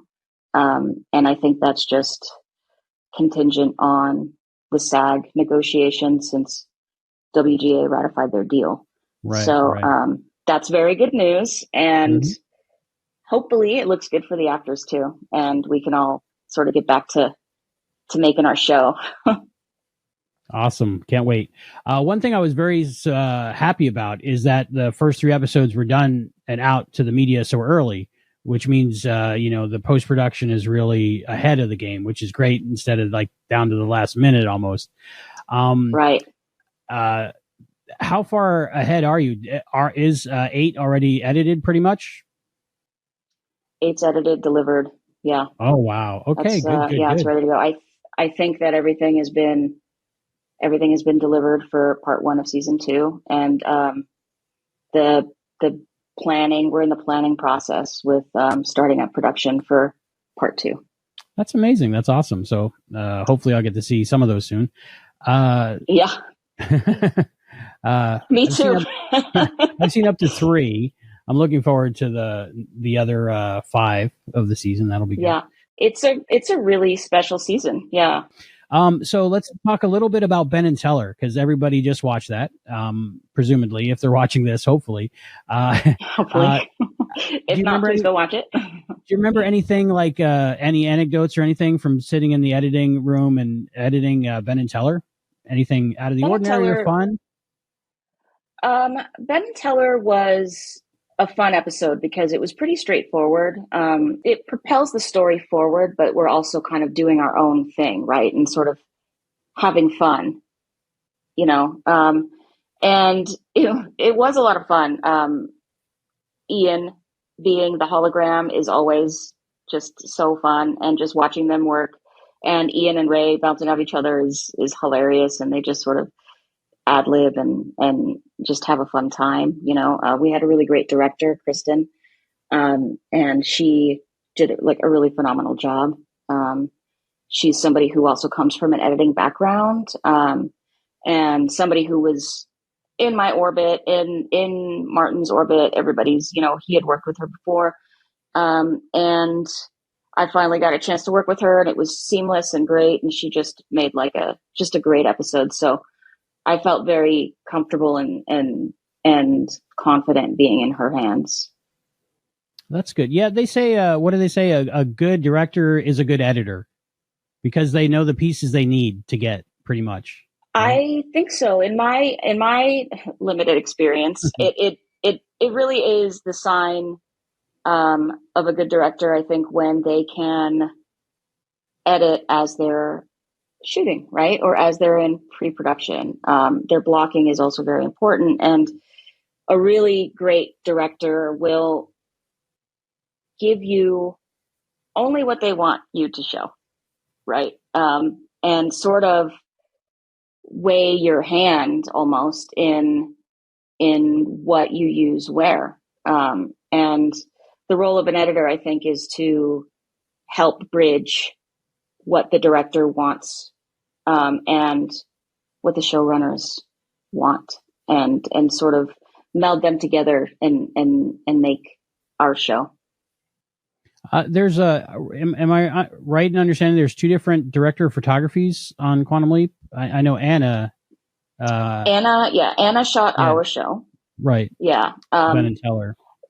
It's actually funny. I think that the shot where Ben sits at Lorena's desk at the first time, and he's sort of getting his bearings and seeing what the date is, etc. The picture of the mother and the daughter, I think that is actually Anna and her mom. Really? I didn't notice that. I think that's I think that's a picture of them. Yeah. That's awesome. So that's really special. I just love it when we get to participate like that, Mm-hmm. Are there some edits, not necessarily on Quantum Leap, but some that are better than others that maybe you might have about the right amount of footage you need, and sometimes you have way too much footage and it's like a nightmare? Do you have any of those stories? Yeah, that was basically, I don't want to say nightmare. That's not, but that was, I would say episode 114 was, I was drowning in footage. Chris Grismer he's a beast, man. I don't know how he does it, but he shot that episode. It was such a challenge. They were on the USS Montgomery, very tight, compact spaces, very dark. And just so much footage. Good coverage, a lot of coverage. Lots of, actually, which is impressive given the restraints that he had. So yeah, definitely there's times where you're drowning in it and you just don't have the time, and but your job is to, you have to watch everything. So you just sort of, make it work somehow. Just those are the times where you have to be committed to your decisions, and just trust that, your instincts are right. And if they're not, it's not the end of the world. Somebody has your back, right? Like somebody will help you make it better. And that's what's really great on this type of editing versus some editing that I've done in the past, where a lot of it, all of it was written and edited by myself, right? I just get interviews or whatever, and I'm sure you can relate to this, and you just have to, they say, okay, here's your 2-hour interview with so-and-so, and we want to show them talking about the stunts. You have a week. So and then it's just, that's it. And maybe if you're lucky, you get transcripts to the interviews, and you dive right in. And on this type of thing, everybody has their own role and their own sense of responsibility to the project. And so we, like I say, we all got each other's back, and you just got to stick to it and get through. But on the other hand, there are some scenes where they're just wham bam, and like some of the HQ scenes, they can be challenging because there are rules with HQ. You know, we want to make sure that it's always moving and engaging and, you know, but I mean, Malcolm and then Rissa and Ernie and everybody, they have it down. So they make it really easy for us. That's awesome. So a few more questions before we go. I want to be more respectful of your time. But I'm just very interested in this whole process. Oh, I got all the time. I got all the time in the world. What's your process like? I know I like to look at all the stuff I have first, and then I kind of pick the pieces out in my mind while I'm watching it, and then try to do a rough edit. Is that kind of like your process? Yeah, definitely. I'll be editing in my head as I'm watching the dailies down. So my process will be, I'll get the scene, right? We'll get, 4, 5, 6 scenes from the previous day, and the corresponding paperwork, notes from the script supervisor, etc. And just sort of, assemble the scene, as they come to us. And then, I typically like to just make my skeleton, right? I'm gonna have it, all the dialogue there, have maybe shots that I want to use, and just toss it in there. And then I will move on, because you don't ever have all day to work on one scene unless it's sort of like a pinnacle scene where it's got a lot of moving parts and stuff, and they shoot it over multiple days, and that you sort of have to dedicate more time to. So you kind of have to move on quickly, and then later I'll hand it to Jackie. And we have great editorial team, great assistant editors, Ian, Mayberry, Piper Cruz, me, and then Catherine, Katie, and Jackie are our assistant editors, and they really just she will do her sound work on it. And she's great. I can ask her to go in and, hey, I'm having trouble finding the right music. I want it. I just can't. I don't have the time to go through and listen to everything. This is what I want the vibe to be.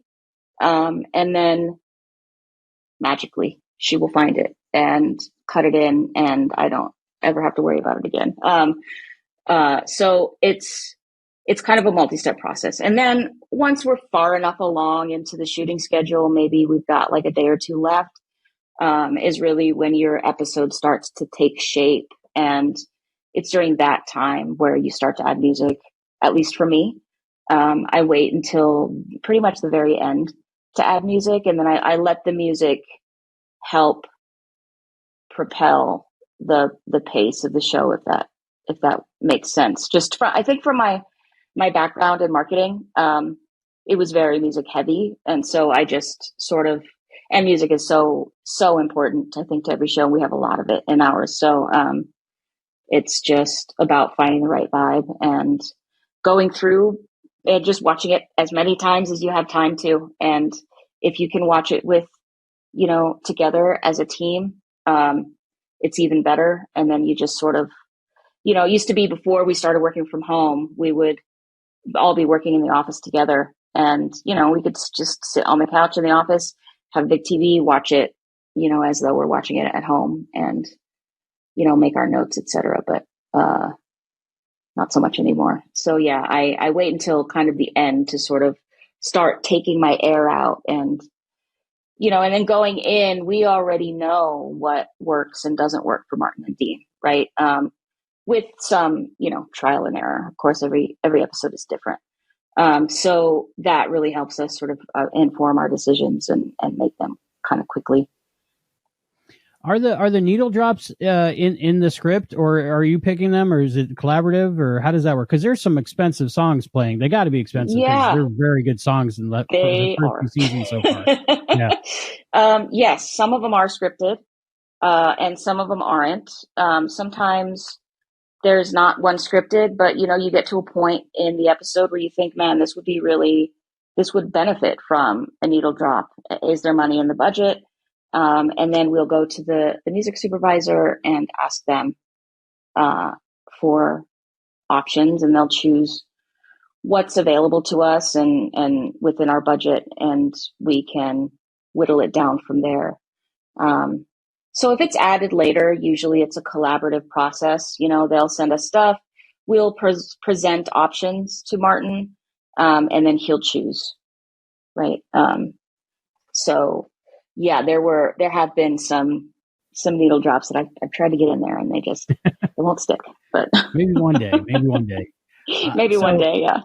So people have seen SOS and they've seen Ben and Teller. You got a couple more episodes coming in this first part of season 2. Without any spoilers, could you just say something about them? Oh man, they're so big. Big, good, exciting, something to look forward to. Yes. Ben goes to some really cool places. He leaves the country, and we meet some really interesting characters that really challenge Ben and Addie specifically. And yeah, we get to see just witch hunts and Egypt and the LA riots, and we just go everywhere. And it's just, I'm really excited for part 2 season 2 because I can't wait to see, episode 8, they shot in Egypt, and that was just so cool for me, personally, and just getting to watch it, and that presented its own challenges. But the final product is really fun. I think really special. Do you, I know you're seeing everything as it's coming in unedited, so it's much different than what we see, but, are you still getting sucked into the story sometimes?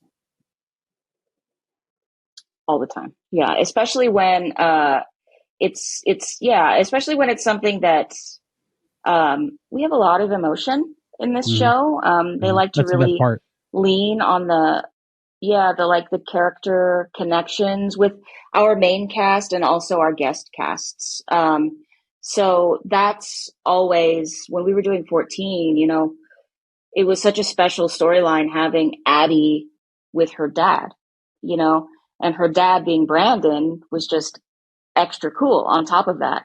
So watching Addie sort of internally navigate that, why was he so hard on me when he's really just this big softie, and watching Ben support her through it, and just, yeah, I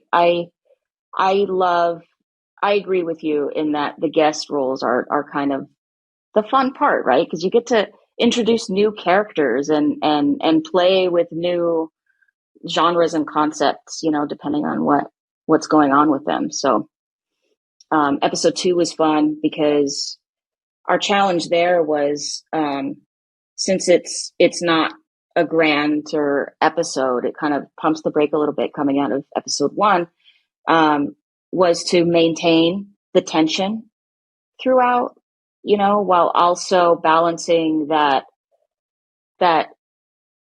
sort of gut wrenching moment, right? That comes in at the end where, can I say they've seen it, right? So where, Ben just really only has to look at Addie and he knows, heartbreaking. Oh man. Heartbreaking. I cried. And now as an audience, yeah, me too. And as an audience, where do you, we all ship baddie on our show is what we call them. And so seeing them challenged is challenging for us too. Job well done. Thank you. And I didn't, that part did not change. Caitlin and Ray they knew what to do. Kristen knew what to do. I cut it together and that is what aired. So it really was perfect, I think, from the word action, I think. So it's going to be really interesting to see how Ben and Addie sort of navigate that in the future. One thing I wonder is, do you save the bloopers? Is there going to be blooper gag reels down the line? And how do you do that? Is it something that makes you laugh? Yes. Or? All the time. Jackie gets to see them more often than me because Jackie's job is to process the dailies and sort of what we call mark them up for the editor. So she will make a notation whenever they say action. It's very boring and technical, I think, for somebody who's not interested. But so she sees every minute of footage, and I see, I will scrub past, action and cut, but for the most part, I see the action and the cut. So yes, the answer is yes. Mm-hmm. There is, in every project, there is a bin that we save of bloopers, and anytime we come across them, we subclip them, toss them in there, and at the end of the season, Universal gets them, as part of our archiving duties. So hopefully there will be a physical release and everybody gets to see that stuff, because man, Mason and Ray and even Ernie. I mean, they're just, Rissa, they're just, all of them are just, they have so much fun, and it's really fun watching them just vibe on set, because we get to see, when they're not working, so to speak, they're working, but when they're not acting. And, yeah, they're all just hilarious, especially Mason. Everybody loves them and their ad libs and just their whole vibe and personality. Do you still watch the episodes when they air? Even though you see them 20 times? Yeah. Is that your time to relax and enjoy? Or are you still like looking at your work, making sure everything? It's both. I like to watch it on the TV any opportunity I get as part of the process. It really helps when you detach from and leave the environment of like the edit room and actually like sit on the couch and watch it as a viewer. It changes your perspective, and you can see it sort of more in line with how the audience might see it.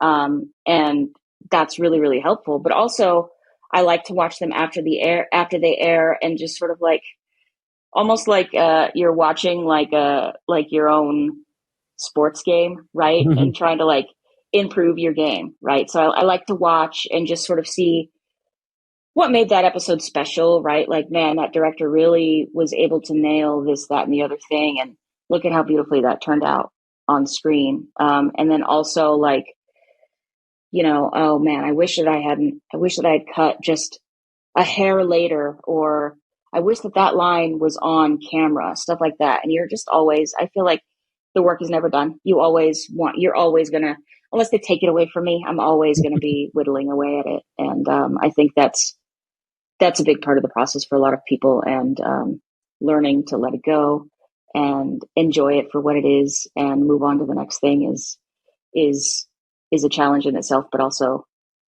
really cool. It's such a cool job to like participate in making something that people love, and this show is unique to me and my career in that, like, it, along with one other show maybe that I've worked on, has a big fan base, and people really care about it, and there's an internet presence of fans, and we get to see the feedback, and we're listening.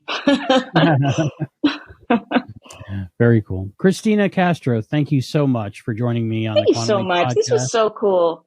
It was so cool for me. You do what I want to do one day, so that's very cool that I got. Well, I hope you can. It really is a special thing, and I feel very fortunate. Especially, we're so lucky to work on. It's such a fun show. It's very challenging in a lot of ways. It's massive, but man, when you get that footage, and like you see the super cool shot of the ship, and the cannons are not really going off, but in the final one they're going off, and we make it seem like they are, and it's just it's a dream come true, and it really is. I can't wait to get back to it.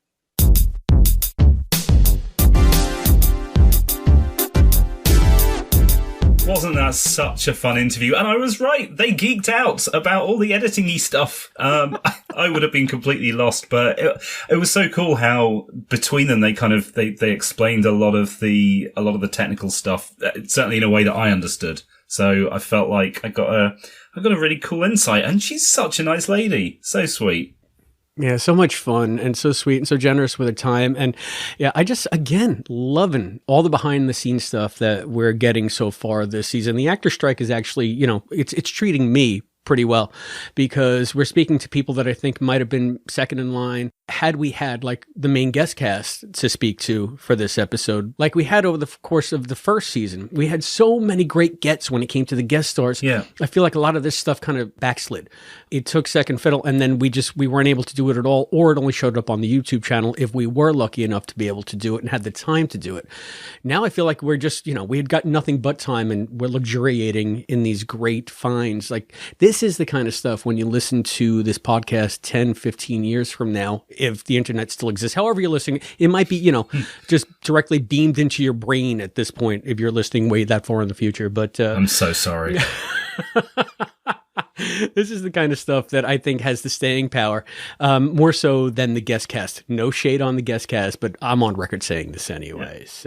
Yeah. So yeah, good stuff. And Christina, thank you once again for your time and for a lovely interview. But that's not all the good stuff we have, Matt, because get ready, we have feedback. Yay! Yeah. Unfortunately, no new patrons this time. Come on, people, step it up. We know more of you are listening because of the new show. So that's patreon.com/quantumleappodcast. But we did hear plenty from both casual listeners and from our patrons. So do you recall last time, Matt, we got an email from a certain John Smith who we didn't even know if his real name was John Smith? How could I forget John Smith? John Smith, who said that he didn't even know there was an original Quantum Leap. Which I guess is feasible. Apparently it's more than feasible, because he sent us a response, and he addresses both of those things. Wow. Okay. Yeah, quite readily. So I think I can take this one. It's pretty short, but John wrote back and replied to the comments that we made on his comments. Hello all. My name actually is John Smith. I'm used to people not believing in me. I'm sorry. I feel bad for laughing. I'm used to people not believing in me. In me. I keep saying that like he's a ghost or something. No one believes in the legend of John Smith, the man who claimed he didn't know Quantum Leap. No, he does right. I've lived with the name my entire life, and I'm used to people not believing me. I watched part 2 of the premiere and managed to finish all of season 1 of the original. If you recall, Matt, he said that he'd only gotten halfway through Genesis. Yes, so must have been confused. Yeah, so he says, yeah, I watched part 2 of the premiere and managed to finish all of season 1 of the original, but I haven't started season 2. Season 1 had 9 episodes, well, 8 if the two-parter counts as 1. All the others have 22, much more of a commitment. So I'll take your advice and jump to the episodes that I find the summaries of interesting. And in case you were wondering, my favorite episode of season 1 was How the Test Was Won, and my least favorite was Genesis. Kind regards, John. So, yeah, if you recall, we told John to maybe just go to Color of Truth, and if he didn't like that, he's probably not going to like the original series, but he did stick it out for all 8. So he saw, I think, some of the worst and some of the best. Now, I'm back to not thinking he's real, because he says his favorite episode was What? What, John? Man, he's beating his own drum and he's marching to it. And a wise man once told me, when I'm reviewing the episodes, do not find something to love. Do not slate the episodes, because every episode is somebody's favorite. And I never quite believed that until just now. That was me telling you that, and I ripped it off from the mission log guys. So I think we have Ken Ray to thank for that. Thanks, Ken Ray. And thank you, John, for getting back and convincing us that you are indeed real, that we can indeed believe in you. And so wow, Tess, huh? With Widowmaker and everything. Well, I think all right. The only thing I'd say to John is, by all means, jump around. It's an anthology show. It absolutely suits. maybe leave the season 5 ones until later on, even if they look interesting. Not because they're bad, but because season 5 does have a bit more of a tendency to refer back to previous episodes. There's a little bit more cohesive tissue there. The first 4 seasons, though, flip-flop out of order. Have fun with it. Yeah, unless you're talking about like Shock Theater Leap Back or Leap Home 1 and 2, that kind of stuff. But even so, I mean, Leap Back, you can watch and just go, okay, all right, it sounds like something crazy happened at the end of the last leap. And there's not actually anything more to it from Shock Theater that carries through. Oh, that's true. And maybe the score is on Sam's temples. Which I didn't even notice until like a year ago. Seriously. Not even HD until a year ago. Wow. It was last year I first saw those, only because somebody pointed them out to me. See, so John, even we're finding new things to discover in the original series. So, Yeah. flip around, you'll eventually see it all. It'll suck you in. This I vow. This I think I can say with pretty much certainty. You'll wind up working your way through all of them. So I hope you enjoy them. Thank you for getting back to us and letting us know that you're a person and we see you. As I mentioned at the outset, though, we did hear from our patrons about This Took Too Long. I posted an official discussion thread over on our Patreon site, and a number of people responded. I'll take the first 2, Matt. Okay. Our patron Max Blaska writes, I really liked the episode. I love the solution to the landmine. Thought that was very creative. Ash is embracing my inherent cringe arc writes, I had a great time. It strained my suspension of disbelief at moments. Guy whose legs were pinned just walks off. All right. But the characters were so good that I easily brushed that aside. The ending left me wanting a lot more. I look forward to seeing all of the changes. So we got 2 pretty solid reviews right off the top there from Max and from Ash. Do you want to take the first part of Michael Gleason's? Yeah, so Michael Gleason says, a great episode. I was so tired of the mystery box that any change is welcomed, especially when we get more of a classic episode with Ben being forced to figure things out for himself. It gave Raymond more to do. I'm looking forward to whatever comes from the revelations in the final moments. As for the question should Donna return, who would we want? As much as I like Mimi as Donna, it's Terry friggin' Hatcher. Finally, in regards to John Smith's feedback, I have a friend who was excited for the new QL because they're a fan of Raymond Lee and had no idea that there was a previous series. So it's possible. I haven't yet convinced them to watch the classic QL yet, but fingers crossed. So John, you're not alone. Wow. Apparently there are people just like you out there. Maybe there are even people out there who like Tess as their first season favorite as well. So I guess anything's possible. Yeah. We have another missive from Jeff Kiska. Jeff writes, very solid episode. I really enjoyed the leap and appreciated that it was the main focus. Addison's absence really highlighted how much Ben has come to rely on her and how much I've come to enjoy the pairing. I hope things in the present, he puts present in quotation marks because we're in the future now, get resolved so we can have them back together again. The reveal at the end was great and has me crossing my fingers that the modern project's shutdown led to the team having to bring things back up at the old project site. Doesn't have to be a permanent change, I just want a little nostalgia as a treat. They could use the old imaging chamber door, obviously have Deborah finally back as Ziggy's voice. Maybe Ian could even fire up the old keytar.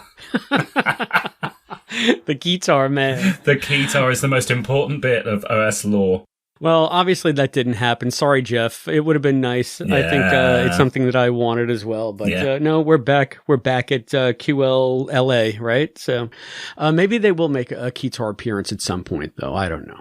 I hope so. Finally, we hear from James Gould. James Gould writes, really good episode. A couple of things I really enjoyed. One was no observer. In the first season, Addison would show up after 5 seconds. A big part of the appeal of the original for me was the period where Sam would have to work out what was going on, where he was, what he was doing until Al arrived. So it was cool to see. The observer can definitely make things too easy for Ben at times. I also enjoyed Ben making some mistakes, saying the wrong thing for the time period, saying he has a fiancée he's never mentioned before. I love all that awkwardness. It seemed a lot more real to me. I hope they keep those couple of beats going. Was that the first time we saw the leap effect on Ben? Was it? No, maybe it's one of the few full body leaps, like full body shots. Yeah, and they've beefed it up a little bit for this season.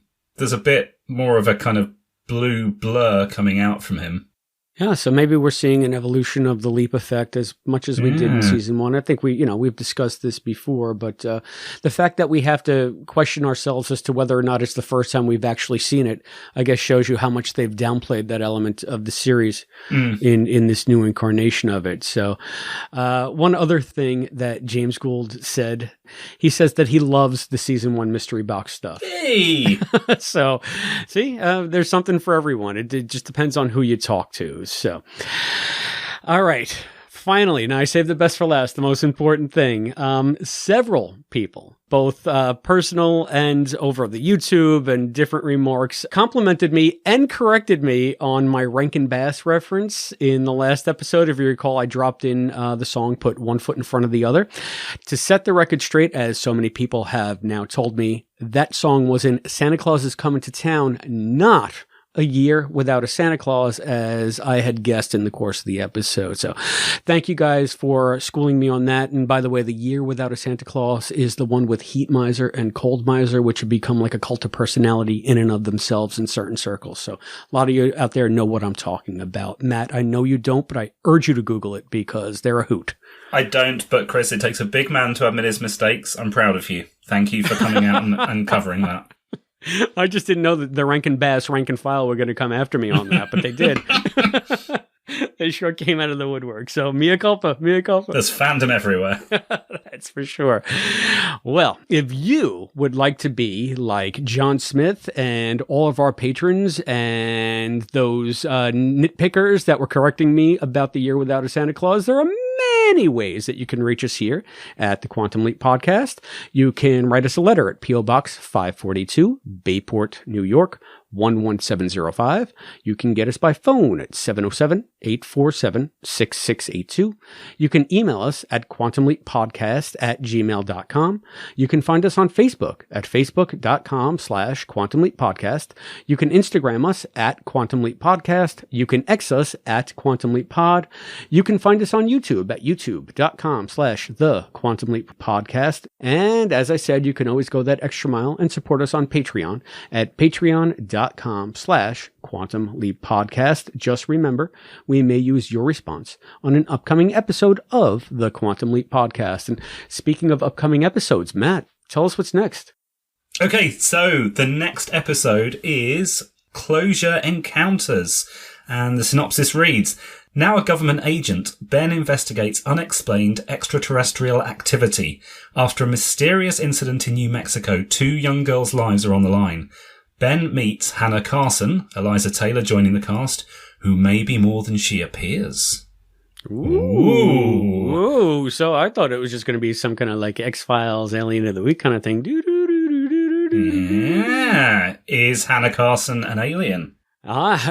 Maybe she is. I'm not sure, but I guess, I'm so interested to see. I know that Albie and I discussed this when we did our trailer review, the fact that Eliza is going to be one of the new cast members. We're finally getting introduced to her in the next episode, much like we got introduced to Tom in this episode. So I guess they're doling this stuff out as the series goes, but Tom makes sense to me. Hannah doesn't. So, God, I'm so curious about this. Yeah, this is somebody that we've seen from the trailer exists in the past. Yeah. So unless Closure Encounters and episode 206, which is the trailer footage, unless they both take place at the same time, I don't know, time traveler, person with really good skin who doesn't age well, who knows?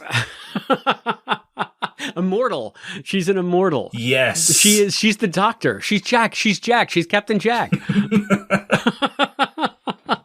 All right, now we're really crossing fandoms. So many possibilities. I'm excited by that.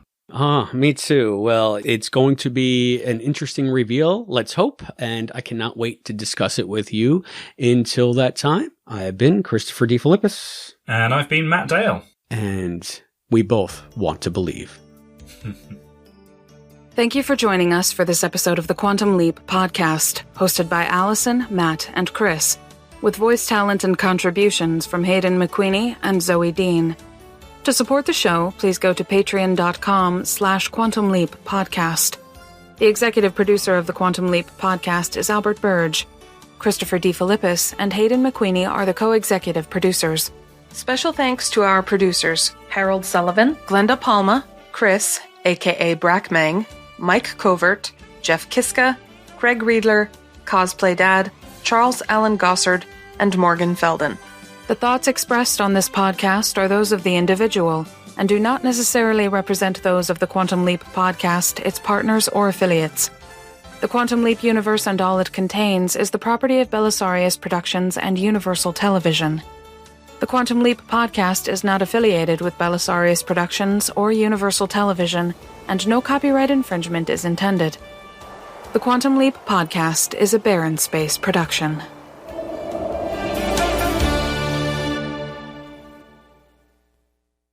Janet Montgomery, who plays Rebecca, and Graham Patrick Martin, who played Sean, I think they did a really good job with what they were given. And when we got the screener, they had asked up top a couple of things to not reveal. And one was that Janet Montgomery was even in this episode if you were going to be doing some kind of preview stuff, because I guess it was under wraps. It was a get.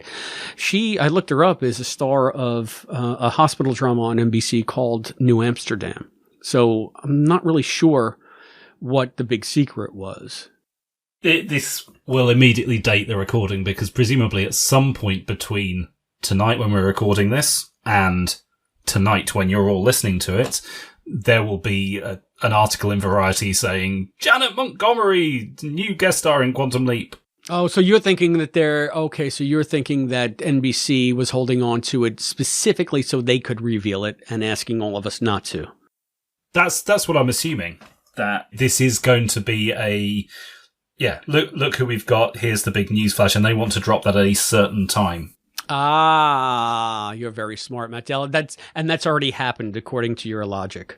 Yes. So we're effectively time travelers.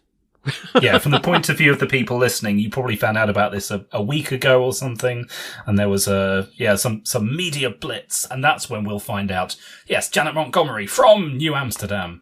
To which me and Chris are shrugging our shoulders and saying, what's that? But okay, fine. Good. Was she in Paging Dr. Song? Yeah. That's the last medical drama I watched. I'm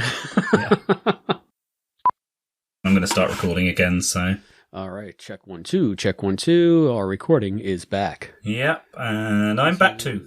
Okay. This is 202 Inserts, which was also the name of a 70s movie with Gene Hackman about porn. What was it actually? Yeah, Inserts, yep. Oh, I thought you meant 202 inserts, so that would have been quite 202 weird. inserts, yeah. Maybe they had 2-on-2 inserts. It referred to the practice of putting hardcore footage into softcore features to make it X-rated. Oh! So they would just put inserts of like close-ups of genitalia and penetration and stuff like that. So I didn't realize that was an actual thing. I feel I've heard of this, but if I have heard of it, I thought it was urban legend. So, yeah. Cool. I've learned something new.